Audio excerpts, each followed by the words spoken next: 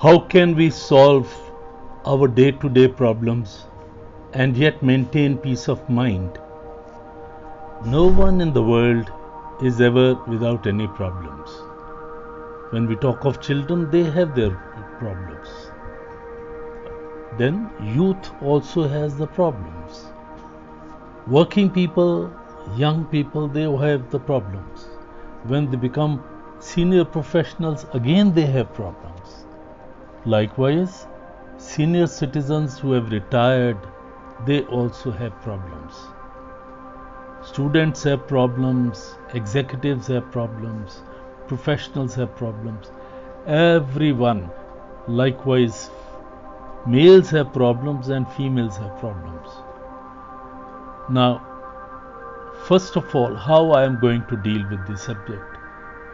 I will talk about what kind of problems are there for different types of people that I have categorized. What kinds of problems?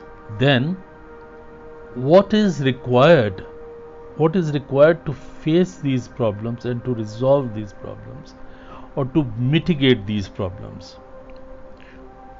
Next, how to develop these abilities which are required to face these challenges, which are required to solve, which are required to defeat these problems, those abilities. And thereafter, how Bhagavad Gita can help us, the role of Bhagavad Gita in our daily life, so that we don't have these problems, or at least to a lesser degree, or at least there should be some help in solving these problems. Finally, I'll talk about my conclusion, and then you can ask any questions.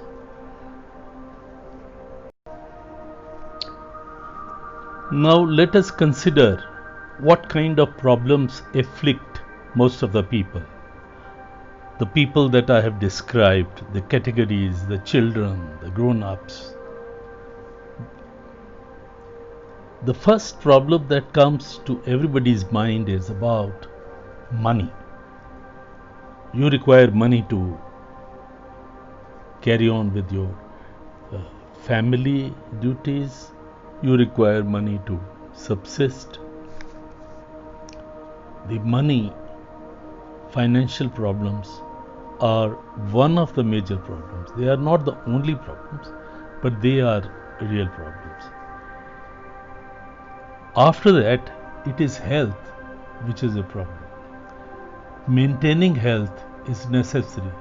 Maintaining health of your family members is important. Then if you are an employer, maintaining good health for the employees is also very important. When we talk of health, it is not only the physical health, but it is also the mental health. Health is important. Then next comes relationships. Relationships at home. How you deal with your family members, how they respect you or how they deal with you.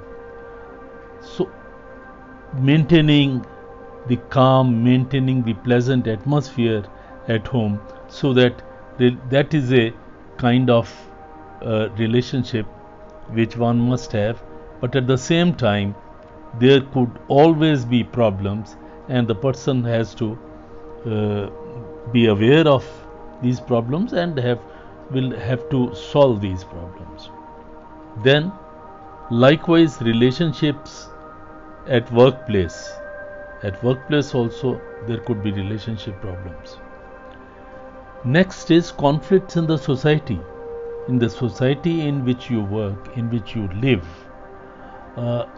In any case, people have egos, so they have conflicts. Now, conflicts also you have to face, you have to resolve. You cannot blow them up.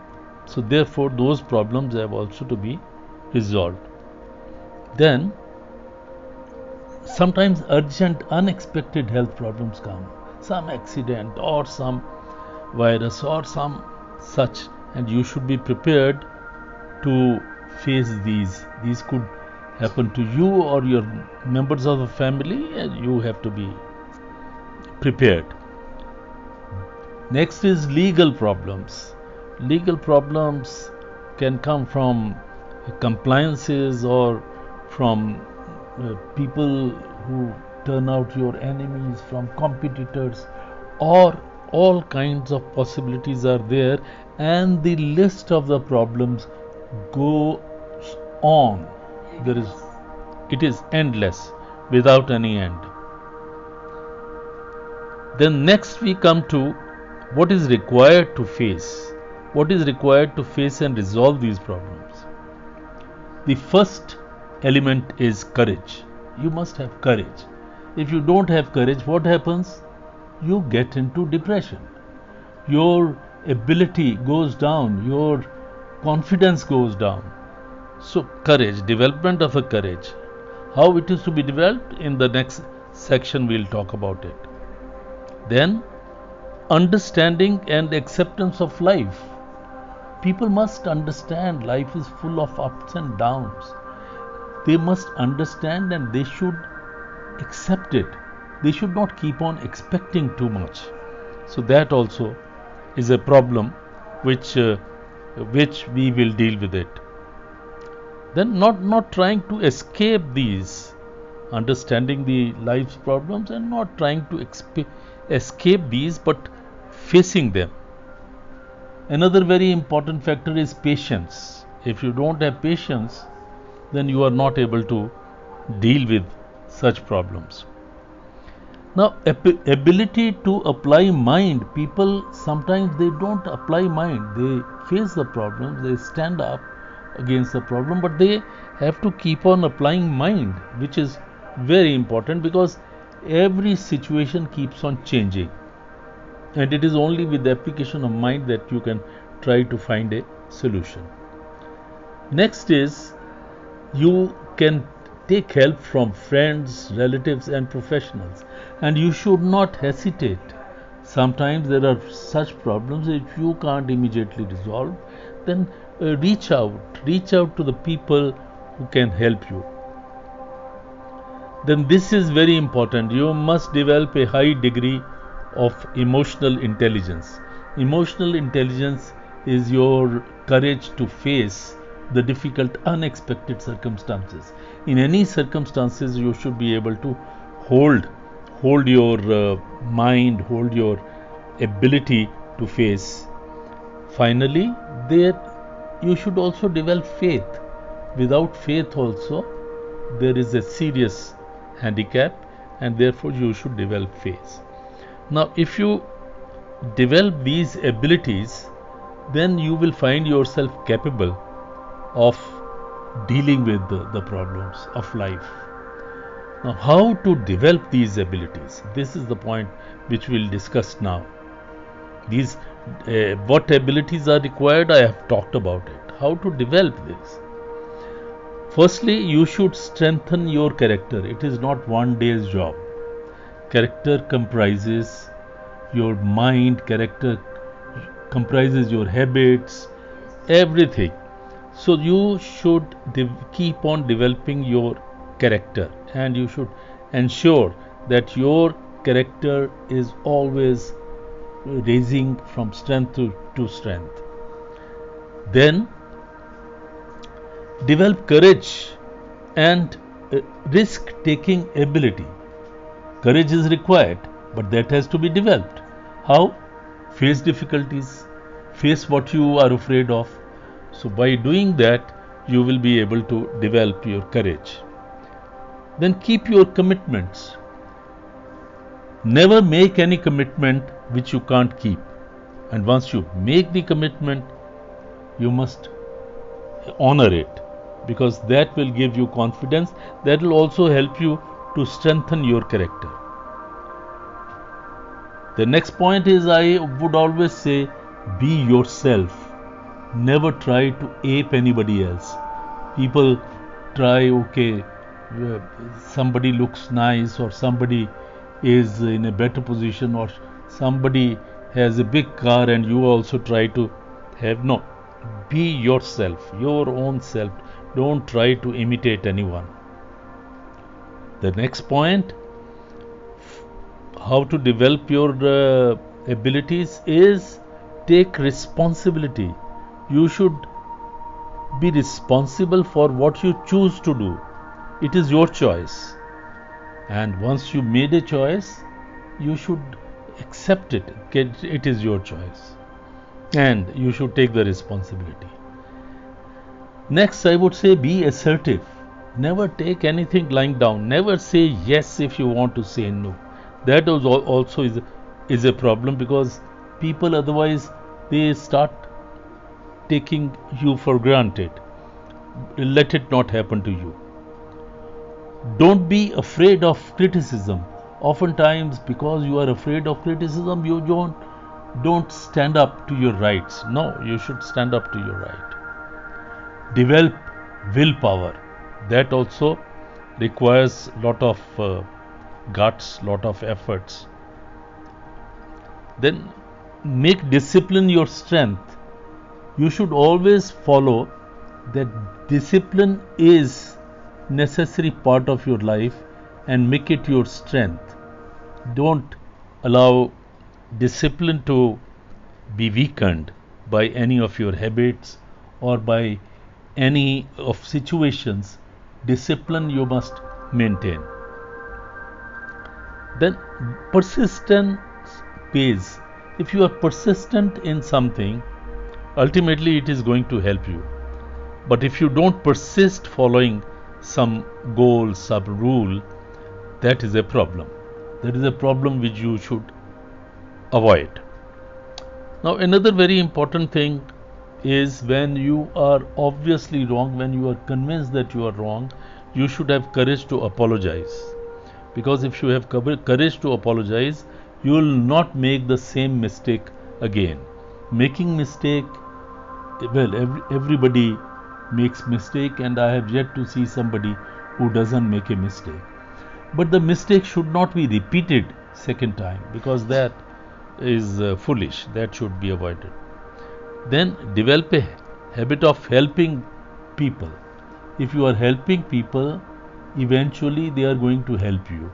So if you are helping people when you can, or even if you have to stretch yourself a little, it gives you courage, it gives your strength of your character, and definitely you get back what you put in.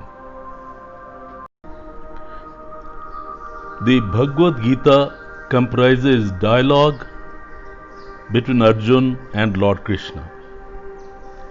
From time to time, Arjun explains clearly, tells Lord Krishna about his problems, and he is given advice after Lord Krishna really thinks what is good for him. Now, in the war, after looking at the armies on both the sides, he is emotionally disturbed. There is emotional upheaval. He feels very weak. What he says in Shlok 29, chapter 1, Arjun said, "O Lord Krishna, after watching my own relatives ready to fight, keenly looking forward to a war, my limbs are becoming cold and my mouth is turning dry. My whole body is harboring a shivering sensation. I can't even hold my Gandiv Dhanush, which is about to fall from my hands. My skin is burning and confusion is reigning supreme in my mind. I am finding it difficult. To remain standing. Let's wish that none of us comes to this kind of situation where emotional intelligence is totally devastated. But the fact remains that it can come. When, how, we do not know. It's unexpected." In chapter 2, Shlok 14, Lord Krishna says, "Kunti Putra, Arjun, any state or any situation that may bring joy or grief, just like summer or winter, are transient They come and go. Therefore, you have to bear them. He goes on, because a noble, mature mind who retains his calm even in changing, difficult circumstances and is not disturbed by joy or grief, his soul becomes strong. He is worthy of salvation. He has the courage to face life. Lord Krishna emphasizes the need to face this righteous war, need to fight it out. He says, if you do not fight this battle, you will be acting against your religion, against your duty. You will lose your name and you will be committed to sin. Everyone will talk of your cowardice and lowly action for ages. For a man of character, for a man of valor, such bad name is worse than death. These are indeed worthy of great inspiration, these words of Lord Krishna. Lord Krishna consoles Arjun and tells him, the human being who has conquered his body, including the senses and the mind, is his own friend. But the person who has not conquered the body, senses and mind is his own enemy. Therefore, if you are acting weak, it is not good for you. Now the Lord describes the three types, three categories, three causes and attributes of gunas: Satgun, Rajogun and Tamogun. Because these three gunas only enlighten the body and build the character of a person. He says, Nishpap Arjun, among these three gunas, Satgun, being pure, enlightens the mind and is without any fear, without any defect. Satgun breeds joy and wisdom and is associated accordingly. However, the Rajogun is born out of desire and attachment. Rajogun binds the Atman with actions and the results thereof. So therefore you should not think what will be the result of the war. You are fighting a righteous war. So you have just to do your duty. He further says, but Arjun, Tamogun is ignorance which degrades the human being. It is born out of total non-knowing, not having the proper knowledge.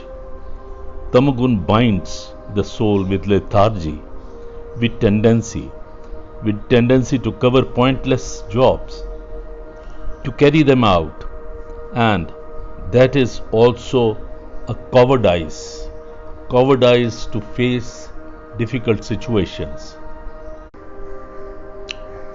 In chapter 18, Shlok 63, the Lord further goes on to say that, look, I have described all situations. I have told you everything that I could, that I wanted to, about your war, about courage, about emotional intelligence, and now I have now imparted you everything, almost all confidential knowledge.